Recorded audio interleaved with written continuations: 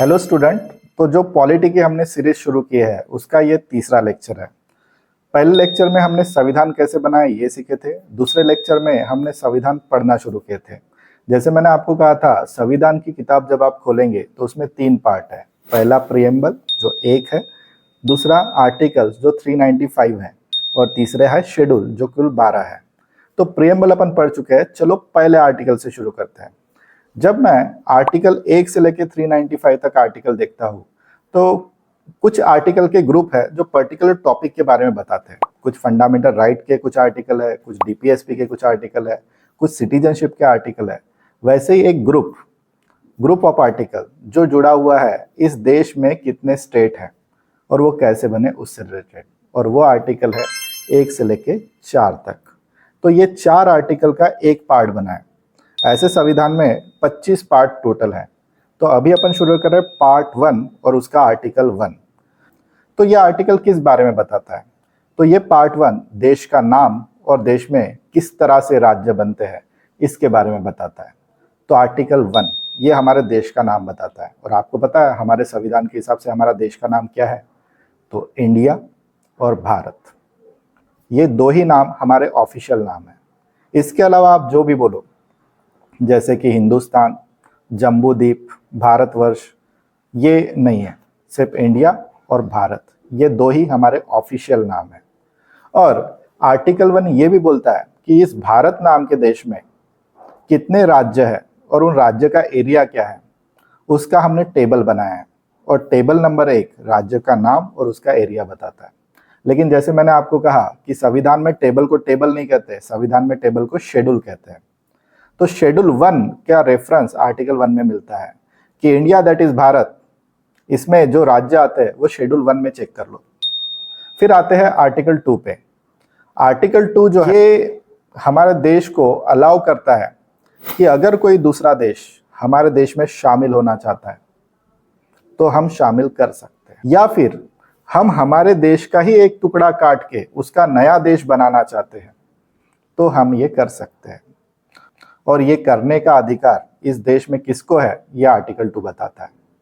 ये करने का अधिकार हमारे देश की पार्लियामेंट को है। तो क्या हमने कभी किसी देश को हमारे देश में शामिल किया है? तो इसका आंसर है यस, दैट इज सिक्किम।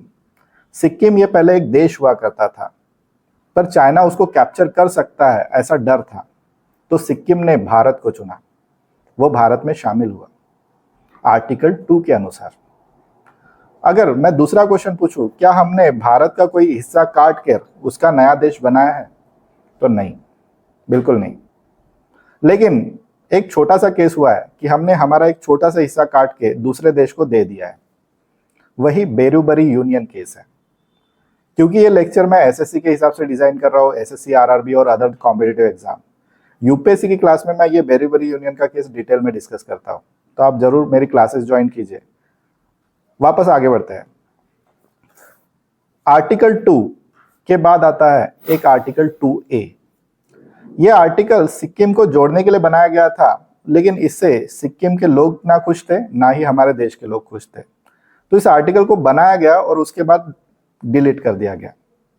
लेकिन संविधान में इसको अभी भी प्रिंट किया जाता है।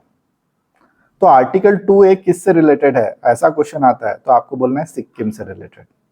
क्या वो आर्टिकल अभी इफेक्टिव है? नहीं, उसको बनाने के बाद समाप्त कर दिया गया है। अभी आते हैं आर्टिकल 3 पे। आर्टिकल 3 सबसे ज्यादा यूज किया जाता है। हमारे देश में जो 28 राज्य है, उन राज्यों को काट के और नया राज्य बनाना है या 2 राज्यों को मिला के एक राज्य बनाना है, ये परमिशन ये आर्टिकल 3 देता है। और इसको करने की प्रोसीजर ये आर्टिकल 3 बताता है। अगर कोई राज्य बनाना है हमारे देश के अंदर, तो प्रेसिडेंट से ये प्रक्रिया शुरू होती है। प्रेसिडेंट ये राज्यों को, जिस राज्य को वो अफेक्ट करने वाला है, उस राज्य की असेंबली में वो ऑर्डर भेजते हैं। उनकी ओपिनियन जानने के बाद फाइनल फैसला पार्लियामेंट लेती है। यही प्रोसीजर आर्टिकल 3 बताई गई है। आर्टिकल 4 की बात करते हैं। आर्टिकल 4 सबसे कंफ्यूजिंग आर्टिकल होता है स्टूडेंट के लिए, लेकिन मैं सिंपल कर देता हूँ कि जब भी हमारा संविधान अमेंड होता है, अमेंड मतलब अगर संविधान में एक डॉट भी डाल दिया ना आपने, तो उसे अमेंडमेंट कहा जाता है। तो जब कोई राज्य बनेगा तो वो संविधान के शेड्यूल 1 की लिस्ट में ऐड होगा, और जब भी अमेंडमेंट होता है तो उस अमेंडमेंट को काउंट किया जाता है।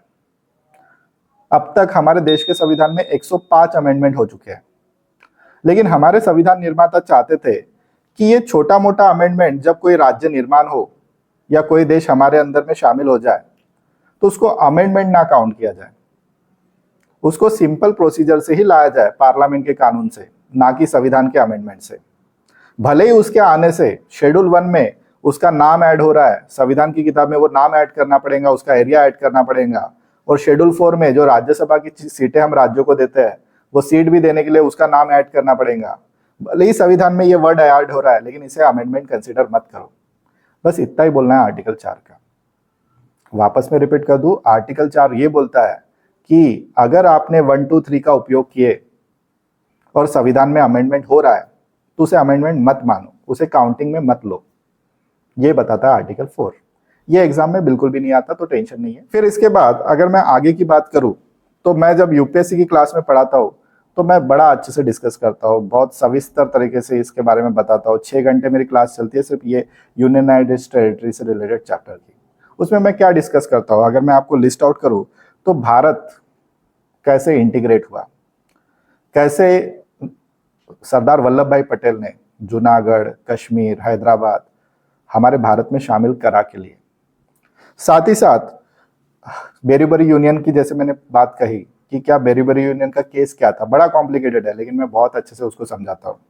तीसरा, अमेंडमेंट की प्रोसीजर जो आर्टिकल 3 के अंतर्गत होती है, नए राज्य बनने की प्रोसीजर, वो पूरा डिटेल में इफ एंड बट के साथ, अगर राज्य ने हाँ बोला तो क्या होगा, ना बोला तो क्या होगा, पार्लियामेंट ने हाँ बोला तो क्या होगा, अगर किसी राज्य का नाम बदलना है तो कौन कर सकता है, वगैरह वगैरह, जो यूपीएससी लेवल में आता है। जैसे कि मैं नागपुर में रहता हूँ और मेरे स्टूडेंट भी नागपुर के हैं, तो विदर्भ के बारे में मैं डिस्कस करता हूँ कि विदर्भ नया राज्य बनना चाहिए क्या, उसके फायदे क्या, नुकसान क्या, ये विदर्भ के स्टूडेंट को पूछा जाता है इंटरव्यू में। और लास्ट, यूनियन और फेडरल, इसमें फर्क क्या है, इसका मतलब क्या होता है, ये सभी यूपीएससी के क्वेश्चंस हैं। और जो मैंने इस वीडियो में डिटेल दी है वो हर नीचे की लेवल की गवर्नमेंट जॉब में आएंगे, एसएससी, आरआरबी और इतर। तो आज का वीडियो मैं यहीं पे रोकता हूँ। अगले वीडियो में हम बात करेंगे कि इस देश में कौन सा राज्य कब बना और उस पे ऊपर आने वाले क्वेश्चंस। Thank you student.